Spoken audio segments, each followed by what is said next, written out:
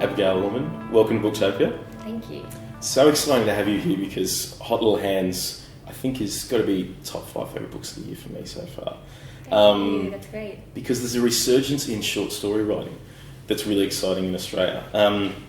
Have you always identified yourself as a short story writer, or did this start as something longer and you've brought it back?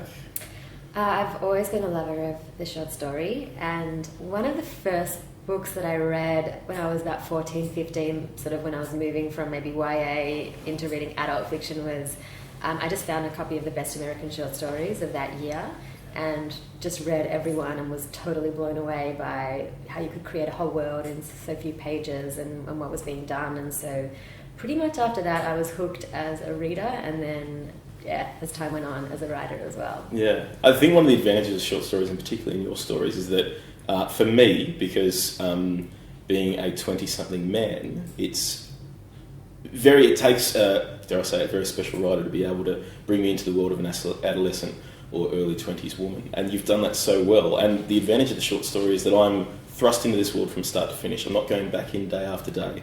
I'm there for the whole journey, which is amazing. Why do you think they're such, to me, complex creatures, adolescent women and women in their 20s, but it doesn't seem like literature has explored them enough? What do you think that is? I'm not sure. I felt before I started the project that there'd been a lot of, historically, that there'd been a lot of adolescent female characters, but mainly told from male points of view. Yeah. So Lolita being probably the most famous. Yeah. And I love that book. Yeah.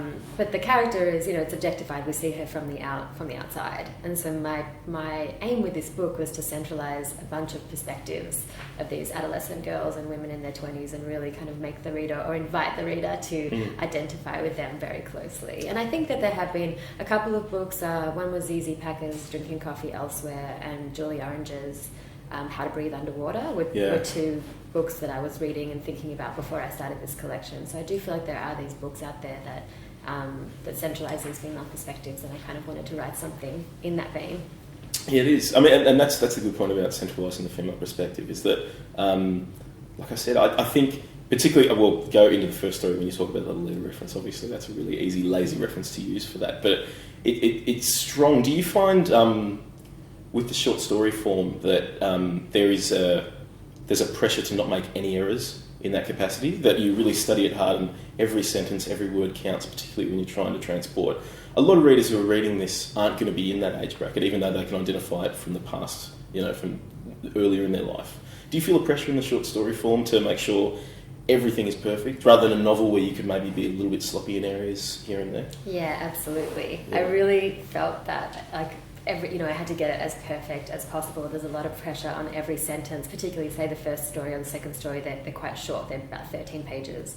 Yeah. It felt like, each sentence had to count, and the language is foregrounded because there's less of it than, say, in a novel when you're telling a whole story. So I haven't actually written a novel, and I'm not sure if I would be as pedantic and as much of a perfectionist in that form. I hope not, but certainly with a short story, it lends itself to that kind of perfectionism. Yeah, and it's been a quick journey that everyone has been talking about this book. I mean, we are here talking at the Sydney Writers' Festival because of that. Have you found the feedback? People come up to you and said, I identify with that, or even vice versa, said that wasn't my experience at all, these little vignettes that you've constructed?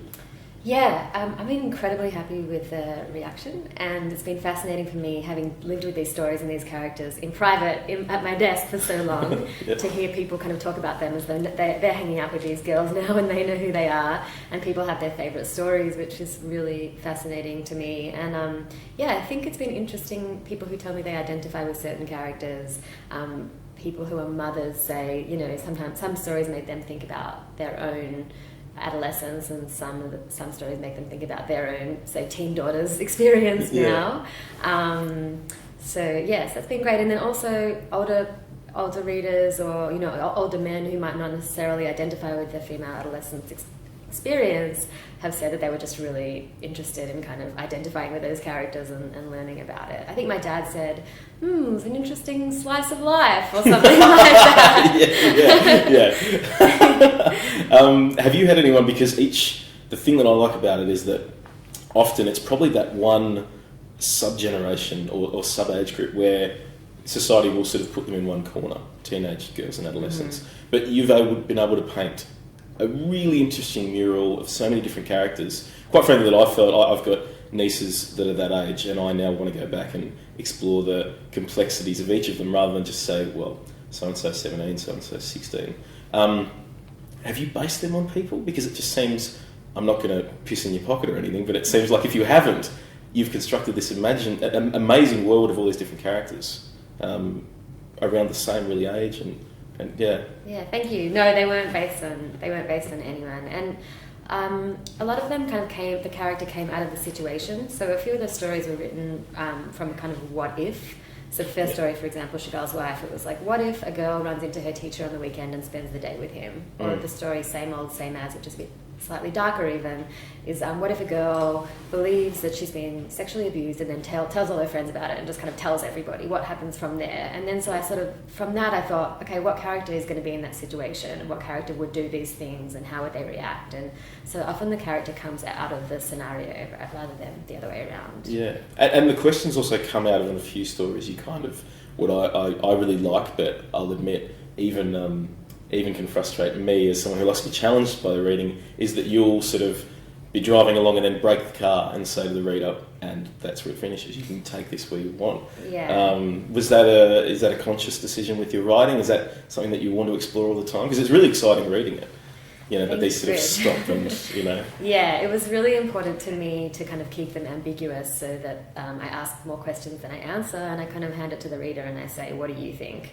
Which I can imagine is can be a challenging experience. Yeah. And some people have come up to me even at this festival and said, like, with this story, what do you think happens afterwards? I'm gonna be doing this after this interview, but yeah. Yeah, so but I trust the reader. I want them to have their own experience and make up their own mind about it, and I feel, to me, it's interesting when readers have really different reactions to a character or different readings of a story. It makes me feel like the story is working rather than me having an idea of how I want people to react and them reacting in that way. Yeah, absolutely. Well, look, it's just been a complete joy. Thank you so much, Abigail. Thank you. In a period in Australian literature that's not just exciting, but for short stories it's exciting, for a book like yours to shine out so brightly, it's a really remarkable achievement. Thank you. Thank you so much. No problem. It's great to be here.